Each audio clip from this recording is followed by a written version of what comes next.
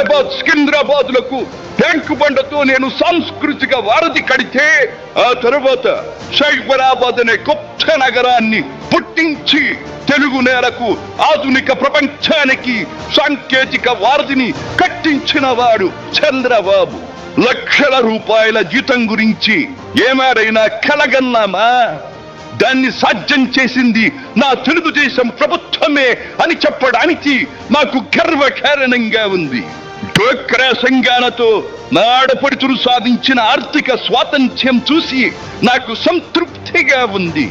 గోదావరిని కృష్ణమ్మతో కలిపేది ఎప్పుడో పోలవరం తెలుగు వారికి దేవుడిచ్చిన వరంగా రూపొందే శుభదినం ఎప్పుడో అని ఆనాడు నేను పలవరించాను.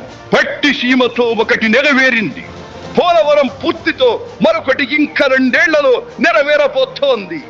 రెక్కలు ముక్కలు చేసుకున్న డొక్క సగం నిండని పేద ప్రజానీకారికి ఇంత ఆదరవు కల్పించడానికే ఆనాడు కిలో 2 రూపాయల బియ్యం పథకం పెట్టాను. అటువంటిది P4 కార్యక్రమంతో పేదకు పేదరికం నుండి విముక్తిని కలిగించి బంగారు కుటుంబంగా తీర్చిదిద్దే చంద్రబాబు ప్రణాళిక అహో అద్భుతం, మహాద్భుతం.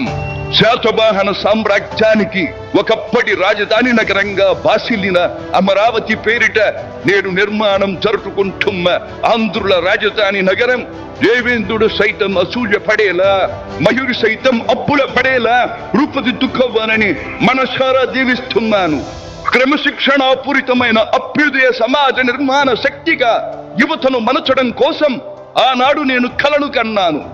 యువగణానికి ప్రాధాన్యమిచ్చి యువశక్తికి పదును పెట్టి నా కలను నేడు తీరుస్తున్నాడు నా మనవడు లోకేష్. అంతేకాదు, అధికారానికి సరైన నిర్వచనం మానవ సేవ అని ఆనాడు నేను పాటించిన నియమాన్ని నేడు గతంలో ఆచరించి పార్టీ కార్యకర్తకైనా సాధారణ పౌరుడికైనా అండగా నిలుస్తూ నా వారసత్వానికి వన్నెదిస్తున్నాడు లోకేష్. గగన సీమ నుండి ఇది చూసి అయ్యారే ఫలా ఫలా మనవడా ఫలా అని మురిసిపోతోంది నా మనస్సు.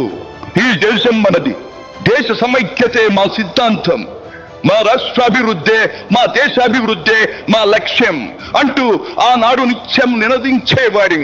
ఈనాటి వికసిత భారత్, వికసిత ఆంధ్రప్రదేశ్ గురించి వింటుంటే ఇదే కదా నేను కోరుకున్నది అనిపిస్తోంది.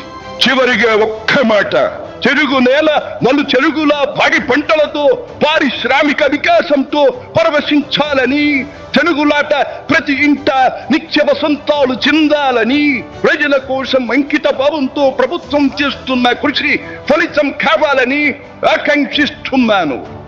సెలవు. సర్వే జన సుఖినో భవంతు.